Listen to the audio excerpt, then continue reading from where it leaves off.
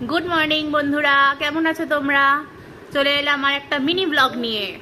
আজকে সকাল সকাল উঠে রেডি হয়ে গেছি, পুজো হয়ে গেছে, রান্নাও করতে যাব এক্ষুনি। আজকে একটু লেট হয়ে গেছে, আমার উঠতে প্রচণ্ড লেজি লাগছে, সর্দি হয়ে আছে না, ভেতর থেকে উঠতে ইচ্ছাই করছে না। তো ভাবলাম তোমাদের সাথে একটা মর্নিং রুটিন একটা শেয়ার করি। তো এই রুটিনটা আমি রোজ সকালে করি, তোমরাও করতে পারো। অ্যাসিডিটির জন্য প্রচণ্ড ভালো আর লিভারের জন্যও প্রচণ্ড ভালো।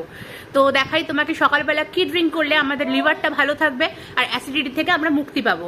তো দেখে নাও আজকে আমরা কি ড্রিঙ্ক করতে পারি এইগুলোর জন্য।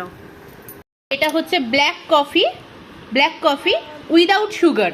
ঠিক আছে, আমি কফিটা একটু স্ট্রং খাই, আপনারা লাইট খেলেও চলবে।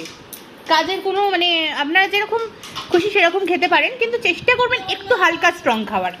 আর এটা হচ্ছে জিরা, মেথি, মৌরি, আর অনেকে এতে জোয়ান দেয়। ঠিক আছে, এটার একটা জল, এটাকে ওভারনাইট সোক করে নেবে, দিয়ে 1 গ্লাস জলটা ফুটে অনেকটা কমবে, ততটা ফোটাবেন আর সকালবেলা এটা খাবেন।